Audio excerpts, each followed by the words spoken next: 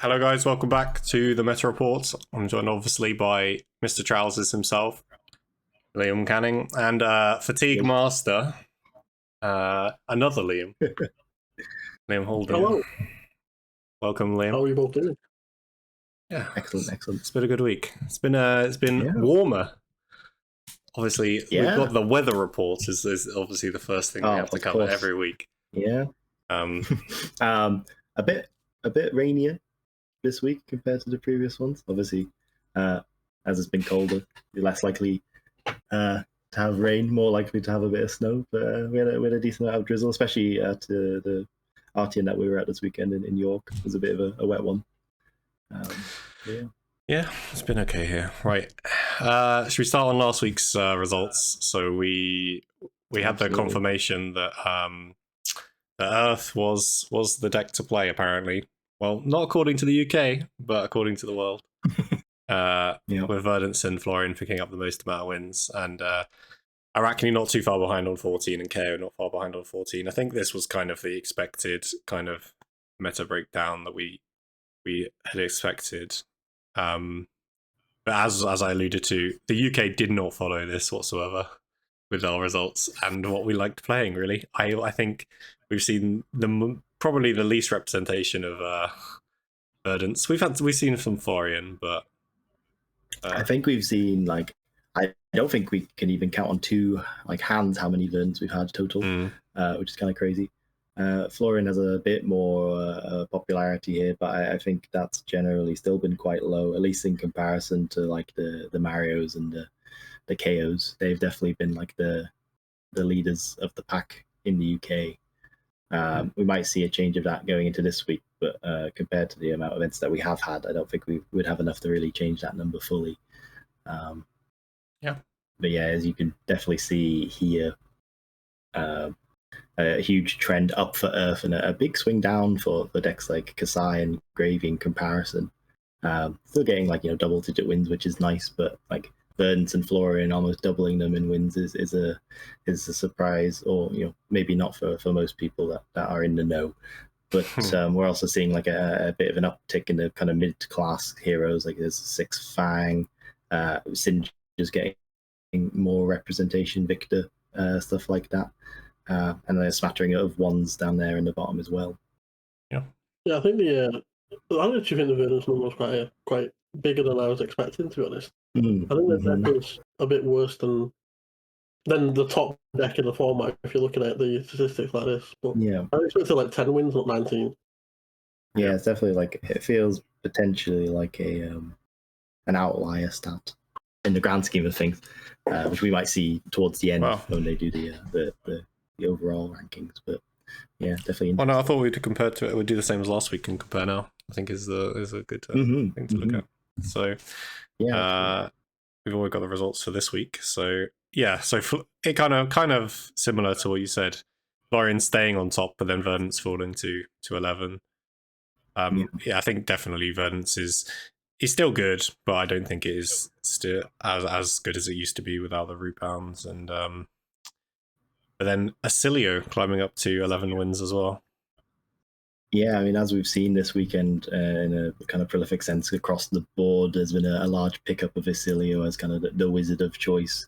I suppose as the kind of scam artist of the format, kind of having the capacity to have game into almost everyone outside of maybe the more aggressive decks that are kind of being shut out by these Earth heroes, the Florians, the Verdances, even to some extent the Gravies of the Warriors. He kind of is able to I suppose subvert their defensive capabilities and attack in a way that they're not really able to properly defend against, while the aggro decks that would usually keep the Acilio down are kind of suffering in that regard against them. Yeah. The falling Kasai is kind of interesting. Because was it not? I don't know if it was a Balhammer or a Colin. Was it Kasai Ali was putting that out, and then Shoma was playing it in the Colin and his Akihabara as well. Yeah. And then it's just gone from it's just got worse and worse and worse. Is the rise of Florian causing the Kasai downfall single-handedly?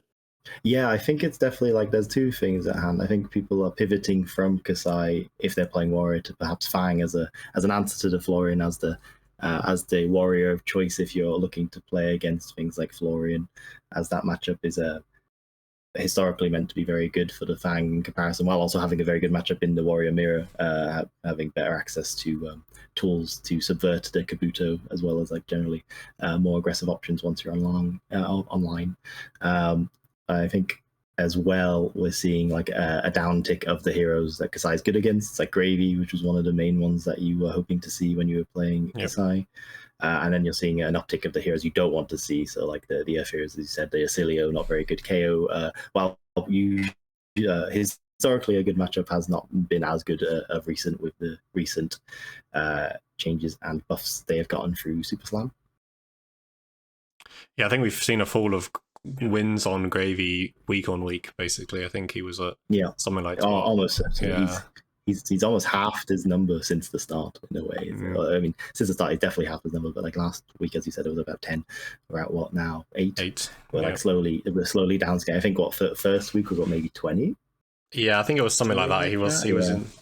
So he's just on a consistent downward trend. I think people are beginning to see that Gravy, maybe even though the bands may in essence have not seemed too bad, they've definitely like certainly hit one of the hit him in a place that maybe more of a long bleed rather than something that seemed like more of a headshot in a way. Yeah. So again, we had one more calling this weekend. So it's interesting to see kind of how the meta is now. We've had a few weeks since the ban and a few bigger events, like where the trends are going, and also it was in the US, so it was a bigger style event with more notable names, I would say, of players. Yeah, the top representation is still Mario, but we see that Florian number at 30, so it's still staying quite high. And then Verdant's falling off to 12. So clearly kind of following that same sentiment that we just talked about, that Florian is clearly still a very good Earth deck and clearly fighting for the meta, and Verdant's maybe not so much. Maybe not doing so well. There's some interesting outliers around between the kind of 8 and 20 mark. Is it's kind of we got KO Underhanded Cheat with more than Verdant's at 13, Bang at 12. And we also got Pallades at 8, which is there's been mutterings of a fatigue Pallades deck across the US after they two of them, I think, top 8'd a Battle Hardened, I think. Yeah, I believe that was it. I think it was 2. I mean, as you alluded to, I think the talk of this meta, or at least this event, certainly at the very least the fatigue Pallades deck. And also then of Florian's uptick to Big Dog number 1 or close to number 1, kind of maybe paired with Arachne. I think things here that you might see is that with as you said, the downtick of Verdant, I think that's maybe like a splitting between the Earth and Wizard homes, with people either going into Acilio if they prefer the Wizard kind of play style, and that kind of that's their angle, or they would prefer the more consistent Earth character in Florian instead. 33 Gravy Bone, still quite surprising to me, considering what we were just talking about, how he's in a power scale, he's quite on a downtick. I think there's potentially the chance that there's people, there's more of a comfort pick than anything, something that is still doing something quite powerful, and if you see the cards at the right time, is still Gravy Bones in essence.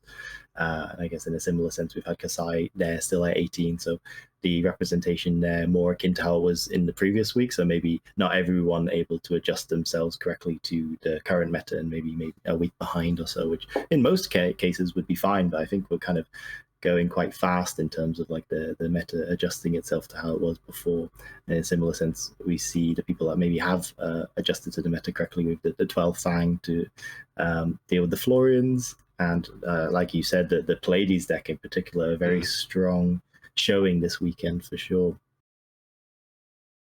Yeah, I'm interested to see how this. Go on, Westy. No, I was just going to say, it sounds like very much your style of deck, the Pallades deck. I'm interested to see where this Pallades list ends up, whether or not it's been solved, or whether it adapts after Florian and Florian LLN.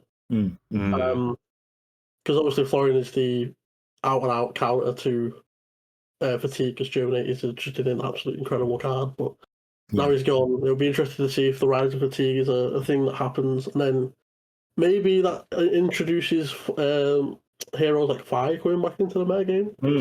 Fire is historically extremely hard to fatigue, so it'd be interesting to see how it all adapts. And Levia.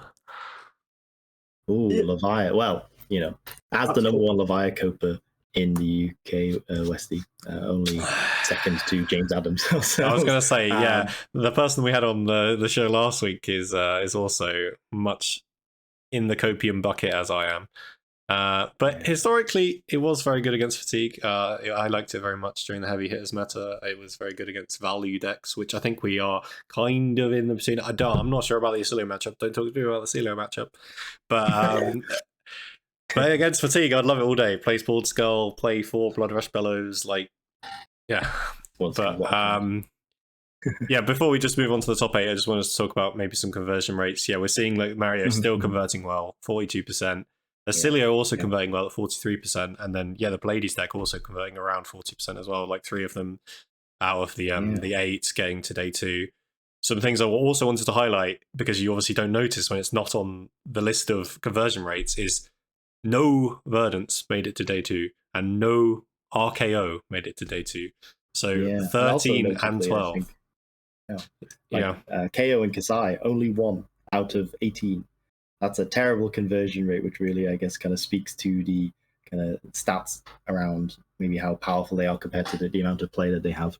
I mean, you could say the same for Gravy, but he seems to have accrued himself a 35% conversion rate, which may just be a case of hitting the right matchups, which is certainly possible for a character like the Pseudo Illusionist and their very flippy-floppy matchup spread. But I think the most important thing about this whole spreadsheet is the 100% conversion rate of Sir Bolton. The most important one for me, I think. Well, we saw. I had to add. There's a Bolton. Yeah, too many Bolton enjoyers. I had to add it to one of the meta sheets last week, and now there's someone calling day 2ing. Maybe the new Majestic they get from... seven more cards in Compendium, and then maybe he at least will get a PQ win or something. We'll see. Maybe when they don't have to charge and go to 3 you might go intellect. 9 for a Battle Hardened. Yep. Maybe. Just quickly, we'll just cover the top 8, because I think actually the spread of heroes was actually really interesting. We saw 2 of the Pallades making it to top 8. I think they both that are in the top 8 finished 7-0 on day 1. So clearly knowing what they were doing, or people not knowing what they were doing. Interesting to the point that you mentioned, as we can see on the screen, Yaska won his quarterfinal against the Pallades. But in Swiss, actually, there's a game on stream on the FabTCG website where he actually loses in Swiss. And he does... I think he resolves 3 Germinates or something like that. But I think it'll be interesting to see how the deck can now change, because it was very I think he resolved 7 Righteous Cleansings or something. Whenever you had any space. It's an interesting change from the old style fatigue decks of Axe and just Guardian in general, I guess, is this idea of up in the pedestal being making sure that you have a threat every turn to if they pass and try and set up, you can send 10 and be all right, well, now I'm going to take some of your cards from your deck. And it's it's a very different game plan rather than will I draw a CNC to disrupt them, or will I do this? It's I know that I'll have if they give me 4 cards, I can send my Righteous Cleansing. So it's an interesting concept. Well, yeah, that I think attests to the strengths that Pallades has as a fatigue deck, in that they have the capacity to manipulate their deck in a way that is beneficial to them at any given moment. The up on a pedestal, having the capacity to kind of sculpt your hand for the next turn, while also your ability giving you the capacity to either then sculpt your next turn or your next turn, depending on what your opponent does. You have access to cards in the Guardian pool that have we've released in the Master Pack Guardian, such as the Test of Iron Will? Iron Grip. Iron Grip, yeah. So something like that, which plays really well into Up on the Pedestal, where you can choose what card you want to put on top to win a clash. It's quite hard to lose when you decide to put a Thunderquake for 8 on there, or a Righteous Cleansing. Most decks will probably lose to you in that regard. Same reason you can consistently play Mill's Grindstone. I think the most important card for Pleiades in a lot of the matchups, including the Florian one, was actually Ripple Away. I think that was the card that helped the Pleiades to beat Michael Yaska in the streamed game, as they were able to resolve a Ripple Away and basically every Germinator they played except the first one, which I think heavily crippled their ability to create rune chance and have enough to get over the Pleiades in the end game. And I think if they didn't have that, it was certainly possible that they would have lost, which is potentially why they lost their quarterfinals game. So we saw 2 Acilia also making it through, one in the hands of Margin Bay, very wizard aficionado, loved Kano, loved Verdance. Captain Wizard himself, And a very, very good flair on wizard. We also saw one Katsu make it, interesting. Yeah, I was just about to say the hidden tiger in the room. Katsu sneaking his way into 3rd seed as well, if anything. A very fun stream game there against a Mario. Contentious for some in how it resolved, but shout out to Kashi, who was rooting for Nier through the match as a good friend of his. It was nice to see at the very least. So a smattering of also names that just are obviously across the US scene, and eventually Lucas against Michael.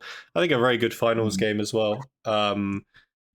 It ended up going on for a long time at the end, where Lucas was basically objectively just getting fatigued. He ran out of cards. The mid game and the early game was quite interesting. There was decisions on Lucas's part about whether he should afflict his dagger, and there's a lot of decisions in those sorts of decks when they have face up prevention. It was a good game, but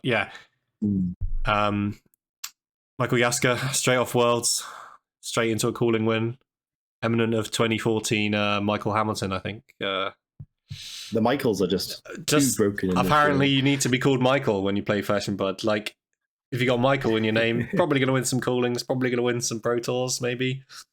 Apparently. With Yaska winning on Florian, we obviously saw that.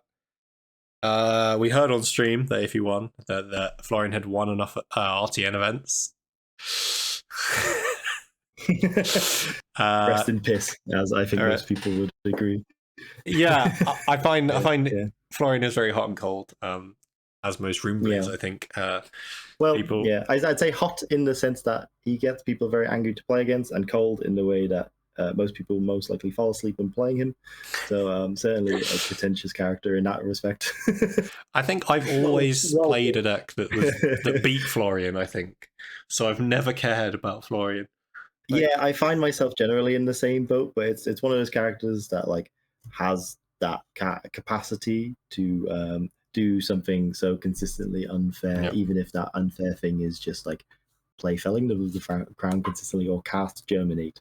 That makes it very hard for a lot of decks to be able to go toe-to-toe with him. And we saw him, be put into the Shadow Realm for a little bit with the banning of Germinate and the uptick of heroes like Gravy and stuff that kind of put him in the bin.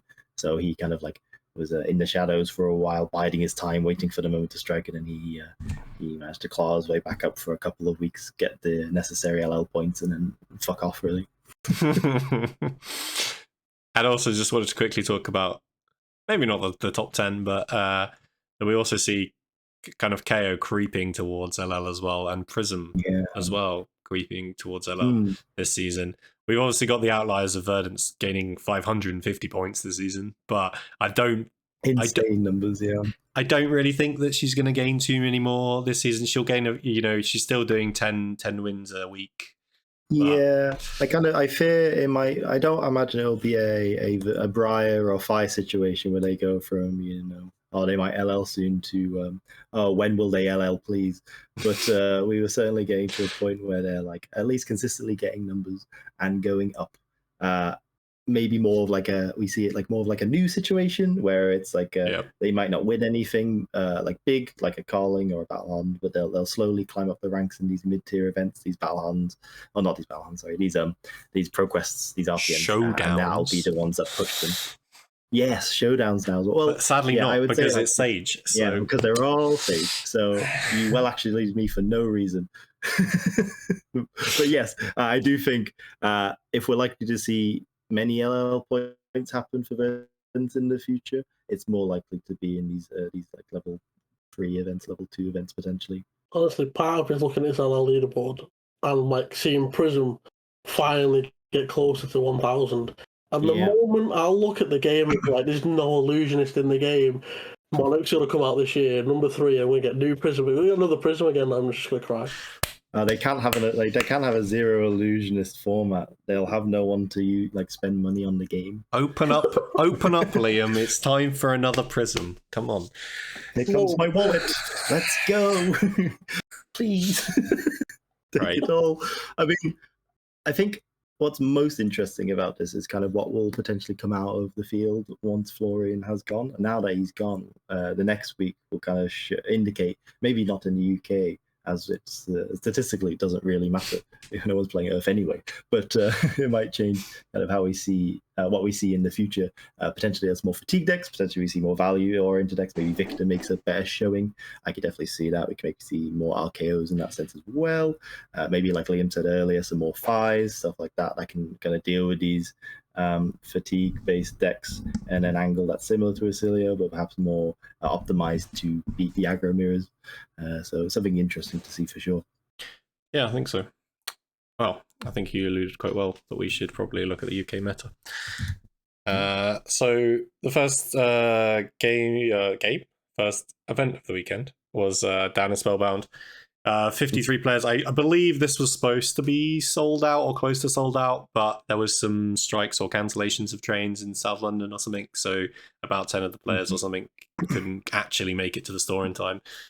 So it was a sad but interesting to see. We've obviously got the normal Mario at the top, but we've also got Acilio at 6, so clearly people still thinking that this deck is fun to play, at least. I think this is an interesting hero spotlight because this is the first time we've had Acilio at the top of a table. We've certainly gotten close, but I think especially with it being 6 seems to be the number for like a high showing of a hero going into an event in the UK, especially. And with it being 53 players, it's even more so of a point towards the Acilio being kind of a deck to beat at the moment. Another one that I think is quite interesting is for Katsu, which kind of correlates a bit to its success in the calling, and also a Syndra there as well, which might just be another angle of attack for these aggro decks. KO in its classic 4, we've seen that in almost every event that we've had so far in the UK. And I think it's literally always been like 4. Like 4. It's I think 3 or 4. It's very close. But yeah, it's been consistently probably the highest number. I would like to probably do like a stats breakdown on the general breakdown of the heroes in the format probably at the end. But I think at least from my mind's eye right now, I think it's probably been a KO and Mario show in the UK especially. Yeah, I think so. Well, I'm not sure where it's coming from, but there's a rise in Valda recently. Yeah. And I'm not sure where the inspiration's coming from for people to play it. I'm not sure if the deck's good. But it's definitely like becoming more popular. I'm seeing it a lot more at RTNs, especially up north where it's Guardian Kingdom. Yeah, for sure. I think at least from what I understand, the idea of Valda is that it's one of the Guardians that facilitates themselves the best into the Acilios and the KOs as they're able to capitalize on their consistent drawing and discarding. And in a similar sense, Gravy Bones as well. I think one of the things that, at least at the very start of Gravy Bones' career in the game, was that they had to worry about Valda's capacity to blow up your compass with Battle Pulp. the card whose name I forgot. Battle Pulp. Thank you very much. Yeah, so Battle Pulp, which is why I think a lot of Gravies have opted to play Summit in their decks. Summit? Base of the mountain? Or Base of the mountain. Base of the summit of the mountain, yes. Yeah, you can't play Summit in your deck, that's illegal. But yeah, Base of the mountain, indeed. Thank you very much. Yeah, so they've opted to play Base of the mountain in their decks. I think that was the original reason for the inclusion. Yeah, it was. But obviously, they found other reasons to use it, such as dumping allies into the grave. But yeah, I think that would make a lot of sense as a reason to play Valda. Obviously, we're still seeing like a smaller showing, but it's still like a character that is propping up as compared to just not playing it at all. Yeah, and still 2 Pallades and then 2 Vincent. one Slippy. So we're still seeing those, these players Marlin as well. Yeah. that clearly just want to play their hero, and it's kind of what I alluded to in the first week. It's kind of like, I think as long as you know what you're doing, you might be able to spike these sorts of events. Yeah. And an actual surprise here, free Florian, which is like above average for an more than one is just like unbelievable. So maybe I suppose when you have 50 free players, you would hope that at least 3 people would decide that maybe Florian is a good choice. Yeah. Yeah. Right. Should we look at the top 8 and get Liam to do some guesserinoing? Just a quick mention of the names here. Some very very notable names in this top 8. I think there's 4 members of Sigil in this top 8. I think. So Anton on Mario, Assassin, Stan, Jack Mountford, obviously Cilio, and I think he owns the store in Woking, I believe. So I think they have a pro quest, so good to cover them. Yeah. And then a good mention, I think, is Alexander Teagle, who has been apparently is after this week at the top of the Clout leaderboard because of the amount of events. Oh yeah. I think this is his third he's top been absolutely 8. Smashing them. Third top 8 out of 4 events, I think, or something. It's crazy, and for a name that I wasn't too aware of before this season, so clearly going hard. Right, some matchups, Liam. So here we go. The fun bit. Mario Cilio. I never know how to even call this match, to be honest. Everyone says that. Like, Cilio is like the glass cannon deck, right? It doesn't matter what Mario can do sometimes, just blow up. And obviously, I think, is Mario one of the decks to pick if you want to beat a Cilio? Maybe. I'll give it to Mario, I think. I'm not quite sure on that matchup, but I'll definitely go Mario. I'll go Anton for that. Gravy, Mario, I'll just give it to Gravy. I don't care who you are, that matchup should be real favour to you. Florian Dio shouts Florian to me, but it's Alex Chitu playing Dio. Chitu's pretty good. I'll go Florian. I've got to go Florian. And then Emlyn versus Stefanos. Kasai versus Syndrome. Kasai's higher in the Swiss, so I'll give it to Kasai and winning the coin toss to get to pick first or second. Yeah, I think it's a close matchup. It was around first and second. Yeah. I think Mario Cilio certainly can be quite close. Depends on who you ask. With any wizard. Depends if your name Cash. Calling.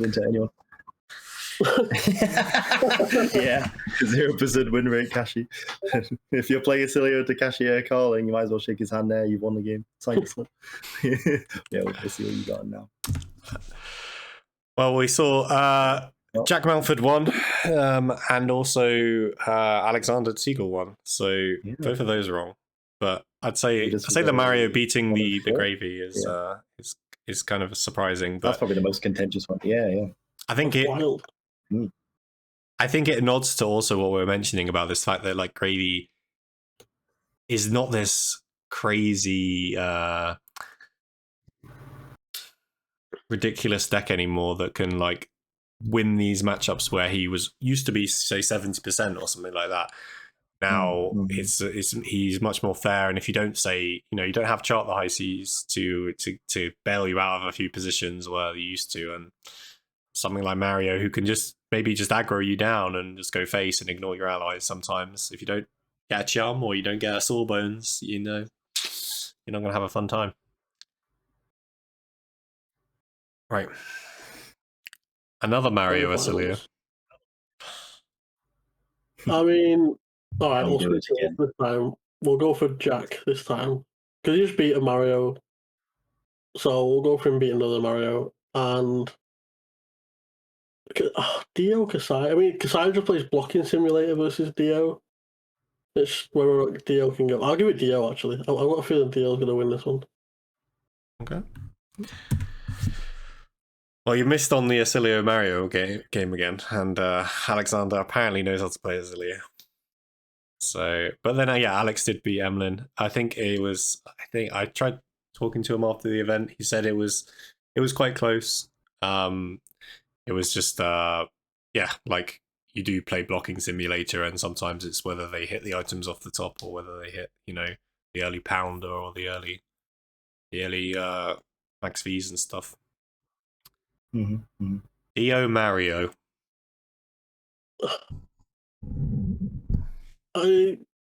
Mario plays like a few 2 blocks in their deck, so maybe that's a downfall. But then you just side them out, play a bunch of D-Reacts, just play blocking simulator again, and then try and resolve Codex Leave the Witnesses. I've just backed against Alexander. I've gone against him 3 times and lost. Well, twice and lost. Go on, I'll give it Alexander. Why not? Watch Alex just go win this now. We're picking the longer Alex name over the smaller Alex name. Well, yeah. Yes. Yeah, G2 going against arguably 3 matchups you probably don't want to see on Dio. I wouldn't say you'd want those matchups. Yeah. And winning them all. So I don't know if I think Kasai is probably one that you don't mind seeing of all of them, but I do think not my favorite. No, if I was looking at the side, and I know Mario one can be touch and go. It does depend on how much disruption they're able to present you and at what times. Kind of similar to the new matchup used to be as well. Where if they catch you at a bad time, it might just snowball into you getting absolutely crushed. But I think if you can land, a grenade or 2 on their lower block hands, you can definitely take that game for sure. Yeah. The gold foil was Starfall. A bit late, or maybe a bit early for some. Maybe playable in Sage. Some Briar decks. Definitely not on Westy's tier list. This weekend Sage, yeah. But anyway, unfortunate, but maybe it gets played by. We've obviously confirmed that our second Aurora is coming at some point, so maybe you'll see some play there eventually. Yeah.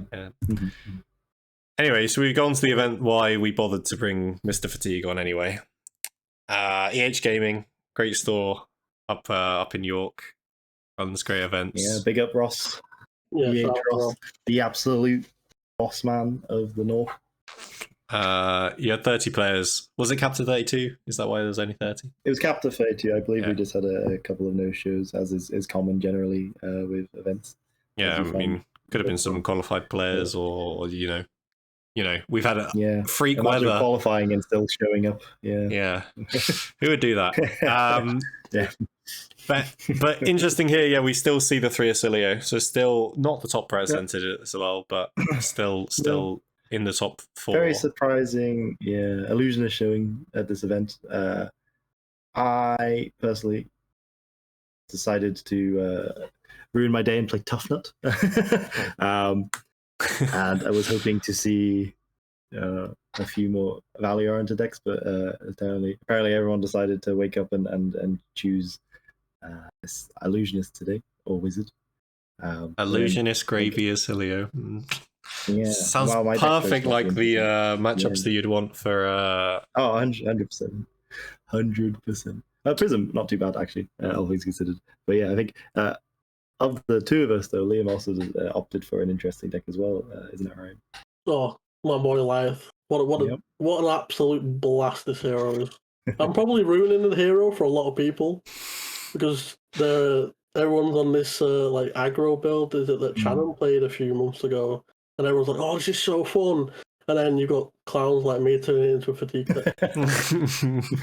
It's just the way that you love to build decks, isn't it? It's cards sideways, not cards forward. That's what exactly. Every time it goes forward, it's just in my pitch zone paying for my hammer. Yeah, the only thing I want to put up towards them is a hammer for 4. Beautiful. But obviously, you turn up on Tough Nut, you turn off Life. You're there for fun. You obviously don't top 8, do you, Liam? Of course not. What it's all about is a sweet LL point. Oh, wait. Wanting to be the first person to get LL points for these heroes. Tough Nut, Life, the only 2 characters that haven't had LL points yet in the whole game, or at the very least, were the last 2 characters to have LL points at the moment. But there may have been a change in that now. Well, absolute scene. Yeah, should we go on to the top 8? I obviously didn't make you guess this because I didn't want to let you be that vain and pick yourself winning every event. Yeah. But do you maybe want to talk us through kind of your event and also maybe this top 8? And you are the first person to get LL points on Liath. I have confirmed that on the leaderboard. There is only one win. Yeah. So. Yeah. That's true. Yeah, 100%. You are number 1. I mean, that's a pretty sweet achievement, to be fair. I think not many people get a chance to do that. So I'm glad that I'm not only the first, but I'm the only person currently that's got it. Yeah, holding the line. Very small line. Obviously, the event is really good. Ross does amazing events there over in York, so I literally attend every event I can for Ross all the time. Yeah, 100%. The metagame, like we spoke about, was slightly strange than we expect up north. We expect a bit more guardian heavy, more fatigue heavy, a bit more combo orientated. The Cilios have been rising up. But for this event, the Cilios did really bad. So compared, I think on Fanboy last weekend, I think 3 out of 3 top 8'd. Yeah. And then 3 just got absolutely blasted this event. Yeah, I believe total wins between the 3 of them was 3 most, and I think they were all from one person because the 2 other Cilios did not get a single win outside of a bye. Yeah, shout out to Paul Wright who was complained to me about how much we doubted him last week, and then this week messaged me I think about 12 o'clock after round 2, and he was like, "You can doubt me now. I'm 0-2, and I'm going home." I'm leaving. I'm going home. Additional shout out to Ashcan Sanity of our team Toxic as well. He went 0-4. Did not drop. Continued playing like an absolute trooper. His only win was a bye. So big respects to him for sticking out and giving some other people some well needed XP. Going into this top 8, I think I went second in Swiss, losing to Isaac on Florian in an absolute slog. That matchup was super hard. I beat him last week. He came up this week and learned a few things how to approach my deck and beat me. Mm-hmm. So I was hoping that he would eventually lose in this top 8, otherwise I had no chance of winning. Yeah. The Prism matchup is where I started this game. I think this game lasted about 2 hours. It was a long an absolute. It was so much of a slog. It went down to, I think I had 2 cards left in my deck when I finally booked his last Herald and he ran out of cards. So pure fatigue through Vestige. I believe we had it so we played both the quarterfinals and the semifinals from the other bracket before this game resolved. So Tom was there waiting and watching both Liam's game against Rob as well as the game against Paul as well. So he was there for a while. Yeah, time to study up. Yeah. To be honest, outside of the Florian and maybe the Prism, I wasn't scared of any of the matchup in here because I know I can fatigue Gravy. The Dio is just blocking Simulator. Against Mario, it's an incredibly favourite matchup until Kashi tells me it's not, but I don't care what Kashi says. And then Fang is also an incredibly free matchup. So obviously once I got through the massive slog, it was just a case of playing Blocking Simulator versus the next 2 Dios. Against Rob, he was very comfortable. He just couldn't assemble enough damage.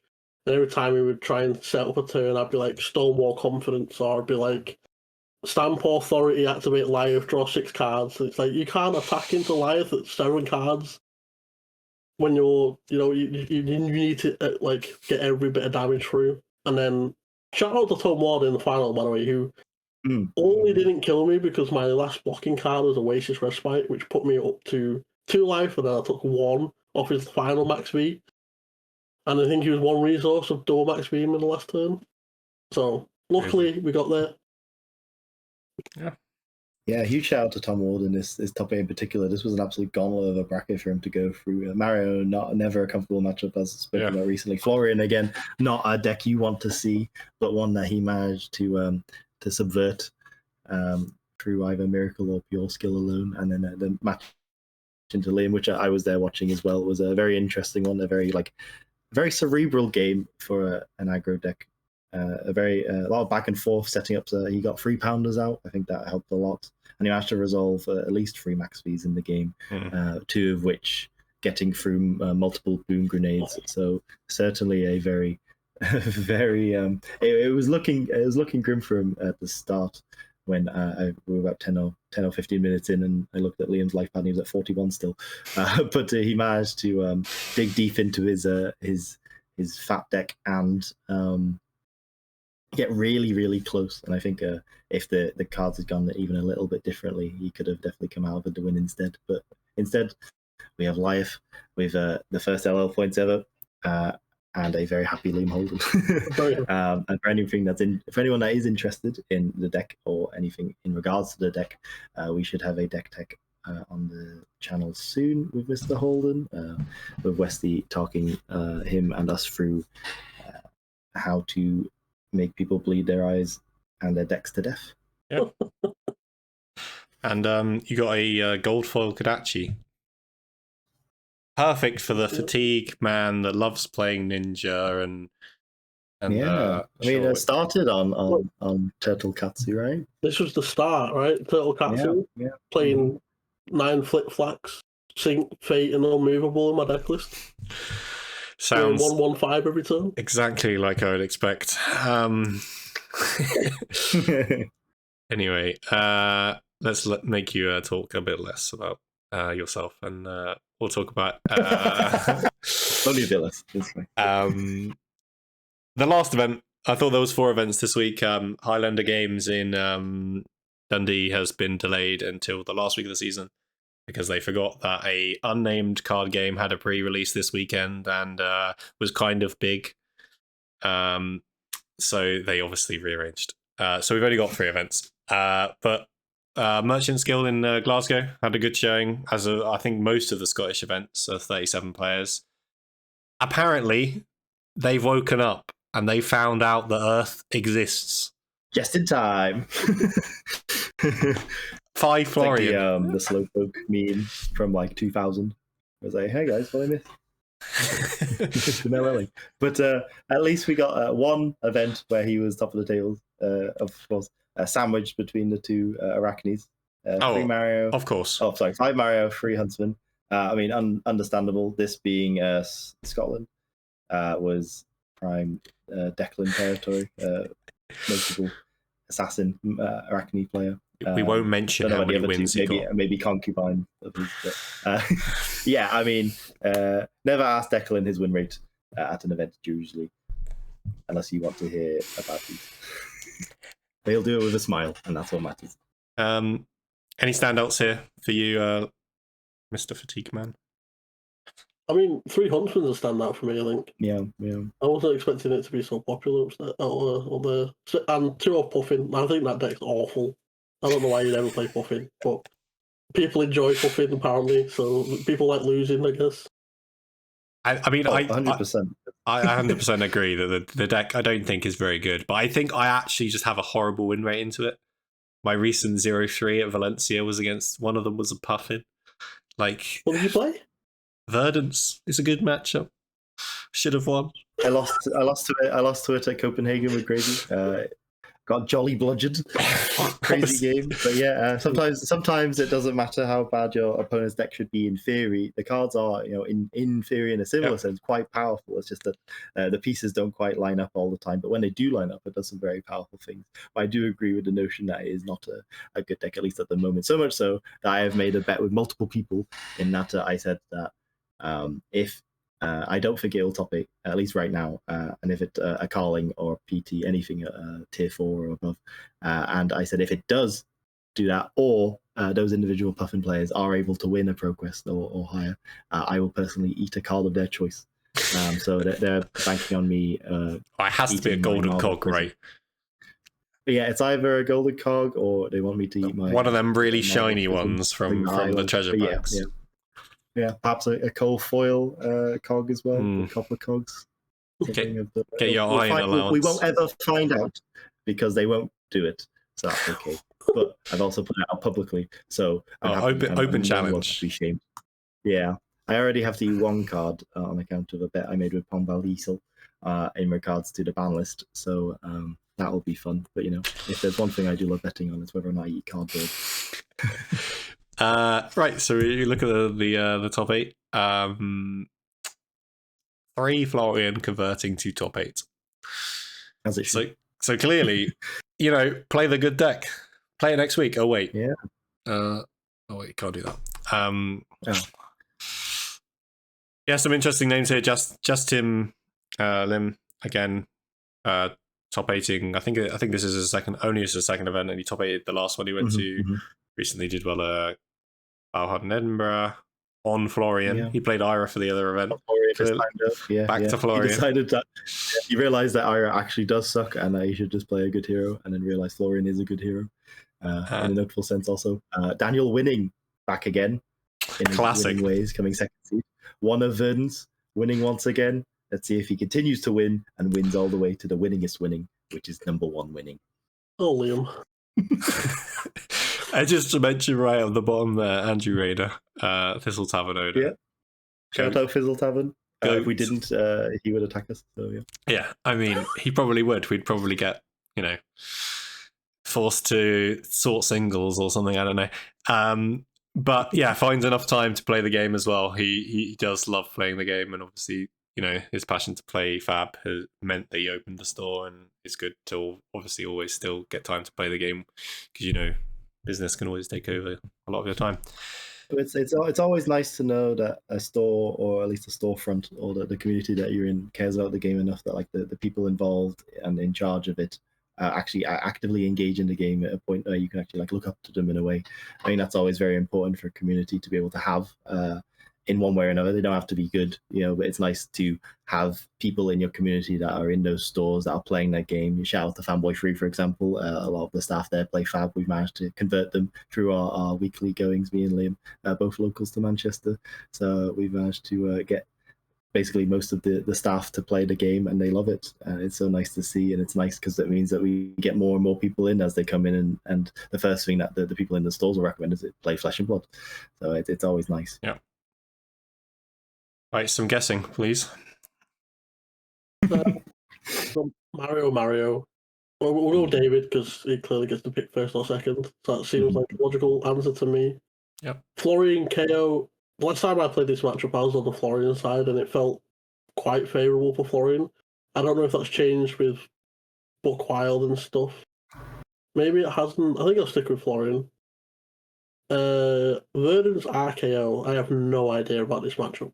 Absolutely none. But RKO's just a terrible hero right now, right? Surely? It's just a value deck. So we'll go with Daniel winning on Verdun's. And we'll go for Yas winning the Florian mirror because he gets to pick first or second. Seems logical to me. Yeah. I think those are all the logical things. And then Liam letting slip, they definitely didn't watch the first week of the meta report where I talk about this matchup in detail. Anyway. Excruciating. No, the KO actually managing to beat Florian. I think I do share the same sentiment as you, that I think actually KO might do better over these next few weeks because I think the Florian matchup's very hard. And yeah, you do have more go again and stuff, but I think you the Florian can pivot between blocking and attacking, especially with these new lists with so much go again, so easily, and you're not too worried about decomposing very fast with root bound into KO. You're happy to resolve your fellings and your plow unders and just wait. So surprised that he won there. To give an abridged RKO Verdance matchup, I think if they're running Arg Smash, you might just lose because they can just blow up your pot combo, and they're a better fatigue deck, and you have not infinite damage in your deck. I've been fortunate enough to win both of the matchups I've played, but I think it's so hard to play this tempo game, but also try and play pots and not play too much, especially if you don't know if they're on Arc Smash. I in both the times I didn't know if my opponent was or not. So yeah. In a similar sense, kind of an echo of what you said, Poison the Well, another card that they potentially play, especially at the moment. A lot of fatigue decks running their sigils, running their Hitler's Greens. Yeah, Piddler's Peens. So if you're able to resolve a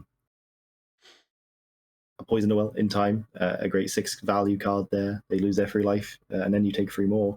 So a very strong card in those matchups, and also very easy to pitch for KO's ability in the meantime. And also, I think it entirely depends on how much the Verdances are generally respecting these kind of fatigue decks and opting to play things such as how many trees they play, if they play Remembrance for their trees, if they're opting for more arcane in their decks. If the fact that the KO has the access to life gain means that they are potentially able to kind of make up for the arcane damage. And also, I think the inclusion of Skullcap in a lot of decks is potentially an additional support card for the RKO, especially when they're in that losing state where they're behind on life. Yeah, well, that makes sense. So, semi-finals. Mario and KO seems like just a race to me. I'll give the edge to Mario though. It seems like the more consistent deck, the more less fail-safe. I mean, I think also with the added disruption, with like Lunar Witnesses and Collects of Relics and stuff, and the fridge is less relevant when your daggers are piercing. Mm-hmm. I have to give this to Florian. Last time I played Florian RKO, this is one of the easiest matchups I've ever played. I barely have to use a brain cell to win this matchup. So I'm gonna go with Florian, and if he loses this, then I'm just gonna shake my head next time I see him.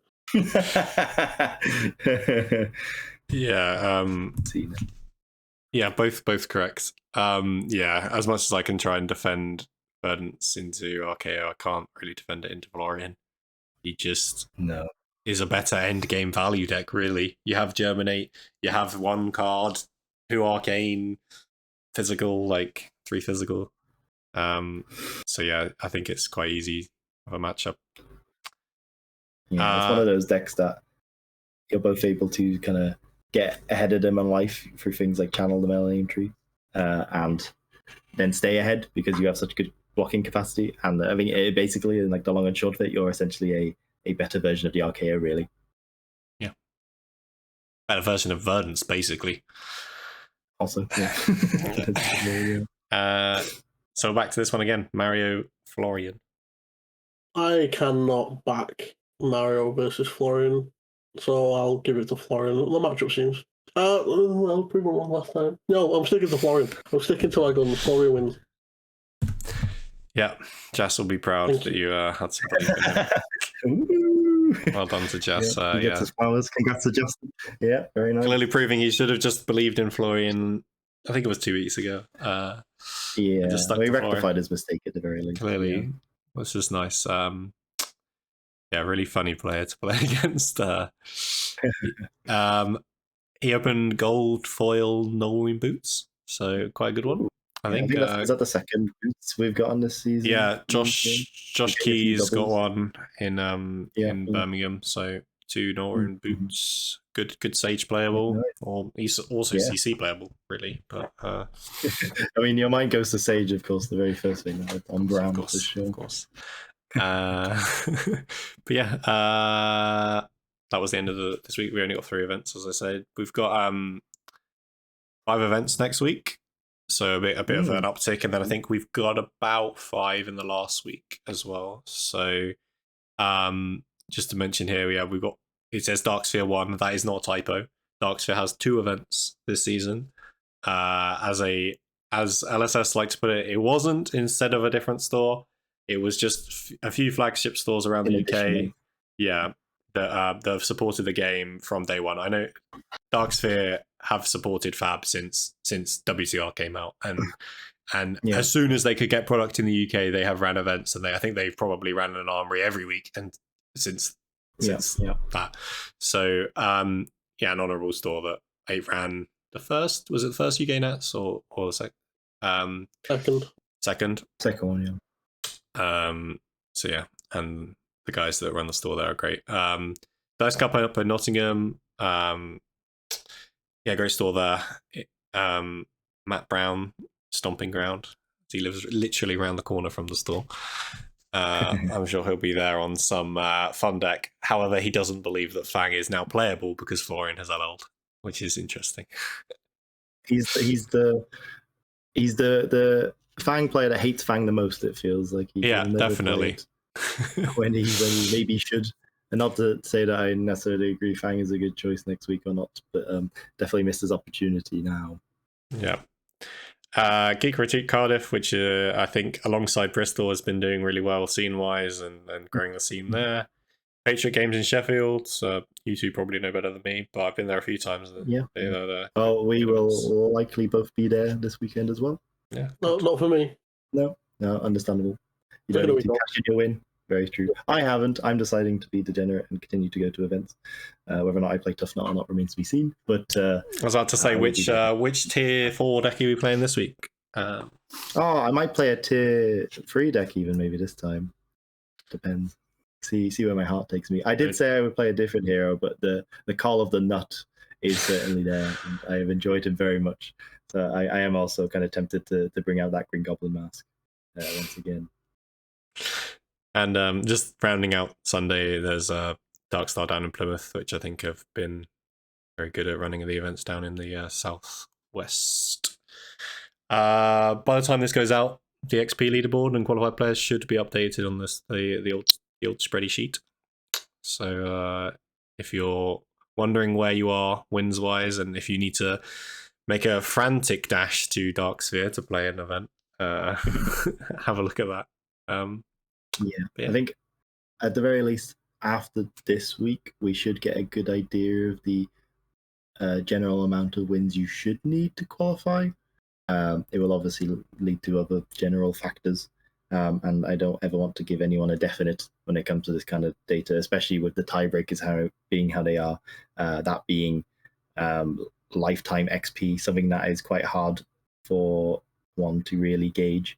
But if you did want to gauge it, you could at least check the spreadsheet and then check your lifetime XP with the people in the same tier as you. I'm not going to do that because that's too much work. We're not going to do that for you. Yeah, you do yourself. I need to make it very clear I'm not liable for anything that happens. Okay, I'm just trying to help people. So complain to Mr. Jimmy Blanco instead. But yeah, that's all for this week. Apart from really thanking Liam Squared. Thank you for both joining again. And like we said earlier, we're hopefully actually Liam is Liam. I'm Canning. We've established this throughout the community. Yeah, it becomes too complicated. I do quite like it. Yeah, that's fine. Well, thanks for having me on. Yeah, absolutely. That's great. And just a general thanks to obviously all the judges and people that provide any data, because we can't really run the show without any of the data and run the spreadsheet and help basically give back to the community. Raina provided the info for Scottish event. I'm not sure who judged that one. Lumpy in the Discord. I'm pretty sure he on the thing regardless. So. Yeah, we'll put them up on the screen. And was it Big Boss Judge Cole? Well, okay, I called him Big Boss Cole, Mr. Judge, but he also was thinking of going by his username Colossus, and I kind of like that one too. So that one's good as well. Big Boss Colossus. Big Boss Judge Colossus. Big Boss Colossus. So I'm down with that. Yeah. But yeah, big ups to Cole. Always a great judge at any event. Consistent in EH, staple there, and always nice to have around. You're in safe hands when he's your judge. Yeah, we'll have to position LSS to get bigger name tags for the callings, so you can get that on his name, tag. Yeah, for sure.